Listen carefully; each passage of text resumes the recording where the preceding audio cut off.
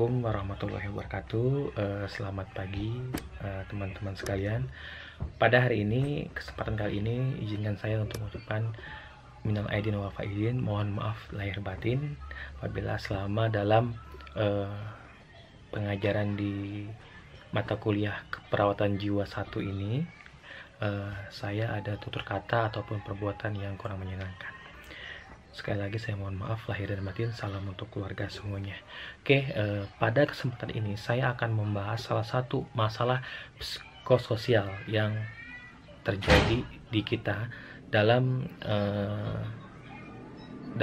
kehidupan sehari-hari. Nah, masalah psikososial satu ini sering teman-teman alami ataupun saya alami sendiri. Ini sangat sering terjadi di kehidupan kita. Oke, nah masalah apa sih? Coba sekarang kita renungkan ya, ataupun kita bahas sekarang.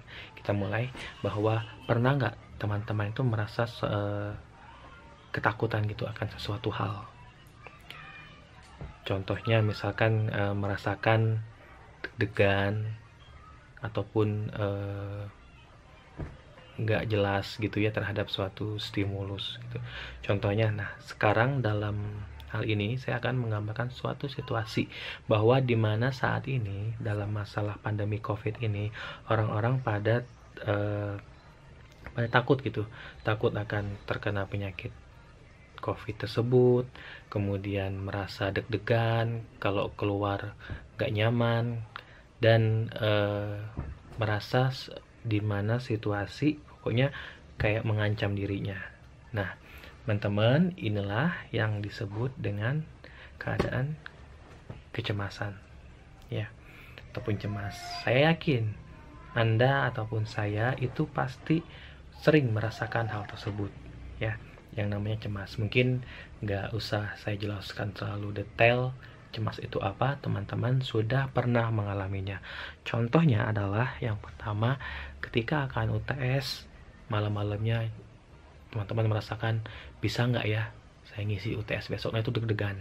Artinya kecemasan ini adalah suatu perasaan ataupun tindakan yang belum terjadi ya, masih belum terjadi ya. Oke, nah kalau misalkan dalam pengertiannya, ansietas itu ataupun kecemasan itu merupakan respon emosi tanpa objek yang spesifik ya, dimanifestasikan dengan perasaan tidak nyaman, tidak siap, dan merasa terancam. Deg-degan tadi ya, bagaimana saya keluar, apakah nanti saya akan terjangkit penyakit COVID misalkan. Nah, dimana di era pandemi ini semua orang itu merasakan hal tersebut ya, dimana ketakutan, kecemasan terhadap COVID itu ya. Atau juga ansietas juga bisa dikatakan oleh pengalaman emosi dan subjektif yang bersifat individual gitu ya, diri kita sendiri yang merasakannya ya. Oke, teman-teman, berdasarkan tingkatannya kecemasan ini dibagi 4 ya. Pertama ringan, sedang, berat, dan panik. 4 tingkatan kecemasan gitu ya. Nah, yang pertama itu ada kecemasan ringan ya. Apa sih gejalanya, tandanya yang disebut kecemasan ringan? Kecemasan ringan itu ditandai dengan ketegangan yang dialami sehari-hari, sering kita alami gitu ya. Kemudian waspada, dia tetap persepsinya meluas. Kemudian mampu memecahkan masalah sendiri, itu masih bisa diatasi oleh diri kita sendiri. Respon fisiologisnya sesekali menarik napas pendek ya. Nadi dan tekanan darah naik, kemudian gejala ringan pada lambung, ringan saja misalkan, kemudian muka berkerut dan bibir bergetar. Itu biasanya yang terjadi pada kecemasan ringan ini ya. Kemudian ada juga respon kognitifnya. Seperti apa sih? Yang pertama, lapang persepsi meluas, pandangan kita yang meluas. Kemudian mampu menerima rangsangan yang kompleks ya, konsentrasi pada masalah tersebut, kita fokus banget dengan masalah tersebut. Kemudian menyelesaikan masalah secara efektif. Artinya secara kognitif ini seseorang itu masih bisa menanggung. Oke. Kemudian respon secara perilaku dan emosi pada pasien yang mengalami kecemasan ya. Yang pertama itu dia tidak dapat duduk dengan tenang. Kemudian tremor halus pada tangannya seperti ini misalkan ya. Nah, kemudian suara kadang-kadang meninggi karena panik tersebut ya. Itu yang disebut dengan respon perilaku dan emosinya. Oke, kita masuk ke tingkatan kecemasan yang kedua. Yang pertama itu apa sih yang dimaksud dengan kecemasan sedang? Ya ini salah satu contohnya adalah lahan persepsi terhadap lingkungan itu menurun. Jadi udah mulai seseorang itu ketika cemas udah mulai bingung sedikit dianya. Kemudian individu lebih memfokuskan pada hal penting saat itu dan mengesampingkan hal lain. Nah, disinilah ketika ini seseorang ketika mengalami kecemasan, dia masalah yang lainnya tidak terlalu diperhatiin sama dia. Termasuk sampai dia makan aja dia nggak nafsu makan. Kalau misalkan masuk ke responnya ya. Nah, nanti kita akan bahas respon fisiologis, kognitif, dan perilakunya. Nah, sekarang kita bahas dulu tingkat kecemasan sedang pada respon fisiologis. Yang pertama itu sering narik napas pendek ya. Kemudian nadi dan tekanan darah naik, mulut kering dan mulai anoreksia ya. Mulai dia nggak nafsu makan ya. Kemudian diare, konstipasi dan gelisah, mondar-mandir nggak jelas. Itu respon fisiologisnya. Kemudian respon kognitif, lapang persepsi menyempit ya. Dia udah mulai agak nggak fokus terhadap lapang persepsi pandangnya. Kemudian rangsangan dari luar tidak mampu diterima. Di sini masukan orang lain, kemudian perkataan orang lain, omongan orang lain itu udah dia nangkapnya itu udah nggak mampu. Jadi kalau orang ngasih saran pun dia kadang-kadang udah bingung gitu ya. Nah, kemudian berfokus pada apa yang menjadi perhatiannya. Jadi apa yang menjadi penyebab cemasnya itu dia udah mulai fokus dan apapun dari luar itu susah untuk diterimanya. Nah, kemudian kita masuk respon perilaku dan emosi. Nah, respon perilaku dan emosi ini itu merupakan gerakan tersentak-sentak ya. Atau nggak tersentak tuh kayak gimana ya? Jadi kayak tubuhnya itu berespon gitu. Nah, kemudian bicara banyak dan lebih cepat. Kadang-kadang orang dengan kecemasan ini ketika ngomong pun nggak mampu kita tangkap apa sih isi omongan itu. Nah, yang lebih sering kita alami pada saat kecemasan yaitu adalah susah tidur, kata orang sampai insomnia gitu ya. Tidur pun cuma 1 jam 2 jam. Ketika teman-teman mengalami susah tidur, mungkin saja teman-teman sedang mengalami kecemasan ya. Nah, kemudian yang terakhir perasaan tidak aman, jelas banget ini ya. Mau keluar salah, kemanapun salah. Nah, itulah respon secara perilaku dan emosinya. Nah, masuk ke tingkat kecemasan berat, ini apa tanda gejalanya? Yang pertama, lahan persepsi menjadi sangat sempit, udah nggak mampu apa-apa lagi. Kemudian individu cenderung memikirkan hal yang kecil, jadi yang seharusnya nggak dipikirin, mulai dipikirin di situ. Kemudian mengabaikan hal yang lain. Dia berfokus pada masalah tersebut, ya.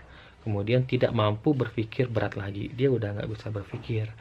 Jangankan kalian suruh cari masalahnya, dia lebih banyak bengong di sini ya. Nah, kita lihat sekarang apa respon psikologisnya, yaitu nafas lebih pendek, nadi dan tekanan darah pasti naik, kemudian berkeringat dan mulai sakit kepala, udah pusing banget kepala. Kadang-kadang orang pun ngomong seperti ini, aduh pusing aku, udah pusing gitu ya, karena terhadap suatu masalah gitu ya, udah cemasnya udah nggak terlalu berkonsentrasi gitu ya. Nah, kemudian penglihatan mulai kabur dan mengalami ketegangan ya. Oke, sekarang kita masuk kepada respon tingkat kecemasan berat secara kognitif. Yang pertama, lapang persepsi sangat sempit sekali. Kemudian tidak mampu menyelesaikan masalah lagi. Nah, di sini pasien sudah nggak mampu untuk menyelesaikan masalahnya. Disinilah pasien butuh pertolongan orang lain. Kemudian respon secara perilaku itu perasaan ancaman semakin meningkat dan verbalisasi cepat, kemudian kadang-kadang blocking. Ya, di sini pasien kadang-kadang blocking. Ya, oke, itu respon secara perilaku dan emosi. Nah, kita masuk ke tingkat kecemasan terakhir, yaitu panik. Ini apa sih pengertiannya? Ini merupakan lahan persepsi sudah terganggu. Individu tidak dapat mengendalikan diri lagi dan tidak dapat melakukan apa-apa walaupun sudah mendapat arahan. Kita udah ngasih penjelasan, kita udah menenangkan dia, itu pasti udah weh, nggak mau bisa apa-apa lagi.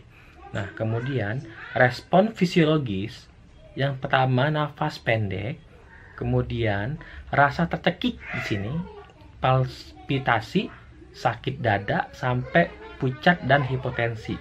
Nah, disinilah tingkat kecemasan yang sangat-sangat berbahaya. Ini pasien udah nggak bisa ngapa-ngapain lagi, berpikir secara normal pun nggak bisa. Ya.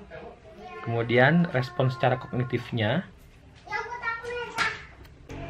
Oke, teman-teman, sekarang kita masuk ke teori-teori yang berhubungan dengan kecemasan. Yang pertama itu ada teorinya Sigmund Freud, ya, yang tentang psikoanalitik. Di sini itu konflik yang tidak disadari itu mulai sejak lahir, berkaitan dengan konflik id dan superego. Seperti yang saya sampaikan di awal yang di konsep dasar perawatan jiwa, itu saya udah sampaikan tentang teori ini. Kemudian teorinya interpersonal darinya Sullivan, ya. Di sini kecemasan itu sejak berhubungan dengan orang lain. Ketakutan akan penolakan interpretasi. Kita yang ambilnya ketakutannya ini. Ini merupakan dari teorinya interpersonal, ya. Kemudian teori perilaku itu merupakan hasil frustasi dari segala sesuatu yang mempengaruhi individu dalam mencapai tujuan. Ketika tujuannya nggak tercapai, itu dia akan berpikir ketakutan ataupun kecemasan gitu ya. Nah, ini yang akan terjadi. Oke. Nah, sekarang apa yang harus kita lakukan pada klien dengan kecemasan? Yang pertama, kita kaji faktor predisposisinya, yaitu peristiwa yang traumatiknya apa, kemudian konflik yang dialaminya apa, konsep dirinya terganggu atau enggak, konsep diri yang telah saya ajari nanti ataupun nanti akan saya ajari, ya. Kemudian frustasi, gangguan fisik, pola keluarga dalam menghadapi stres. Apa itu stres? Teman-teman silakan lihat video saya yang sebelum, sudah ada penjelasan tentang apa itu stres, ya. Kemudian riwayat gangguan ansietas dalam keluarga, ya. Nah, kemudian faktor presipitasinya apa? Ancaman terhadap integritas fisiknya ada atau enggak. Kemudian ancaman terhadap sistem tubuhnya ada enggak. Contohnya hubungan interpersonal, kehilangan harga diri, dan lain-lain. Ya. Kemudian kita lihat perilakunya secara fisiologis, psikologis, kognitif, dan afektif. Ya. Nah, kemudian dari sumber coping, apakah seseorang itu ada sumber copingnya? Dia bereaksi pada suatu masalah seperti apa? Apakah menyerang? Bukan sumber coping, mekanisme coping tadi, ya. Apakah menyerang ataupun dia menarik diri, ya? Atau dia masih bisa tawar-menawar dengan masalah tersebut, ya. Kemudian reaksi berorientasi pada ego. Apakah pada ego? Kemudian itu ya yang pada kecemasan. Jadi kecemasan ini adalah belum terjadi gitu ya. Apa yang harus kita lakukan pada pasien dengan kecemasan? Dari sisi keperawatannya itu ada dua tindakan.